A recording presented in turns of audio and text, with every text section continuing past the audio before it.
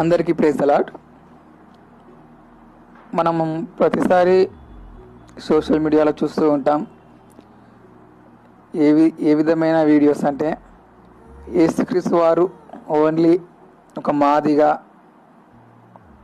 ఒక చిన్న చిన్న కులాలకు మాత్రమే చెందినవాడని ప్రచారం చేస్తూ ఉంటారు. కానీ మనం బైబిల్లో చూసుకున్నట్టయితే ఒక కులానికి సంబంధించినట్టుగా ఎక్కడా ఉండదు యేసుక్రీస్తు వారి గురించి. ఎందుకంటే బైబిల్లో మనకు ఒక మాట ఉంటుంది.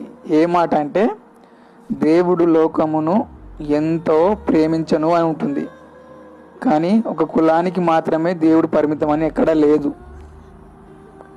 ఈ ప్రపంచవ్యాప్తంగా తీసుకుంటే ఎందుకు అందరూ క్రీస్తును నమ్ముతున్నారంటే దానికి కారణం అదే. బైబిల్లో ఎక్కడా లేదు నేను పలానా కులానికి సంబంధించిన వాడిని అని. అందరి కోసం యేసుక్రీస్తు వారు ప్రాణం పెట్టారు. కాబట్టే ఆ ప్రాణం ఇచ్చిన వ్యక్తిని గుర్తించి అందరూ క్రీస్తులోకి వస్తున్నారు తప్ప. మరి చివరిగా నేను చెప్పేది ఏంటంటే యేసుక్రీస్తు వారు సర్వలోక పాప పరిహారార్థమై ప్రాణం ఇచ్చారు. యేసుక్రీస్తు వారు ఒక కులానికి చెందినవాడు కాదు, ప్రజలందరికీ చెందినవాడు. దీన్ని నమ్మితే మంచిది.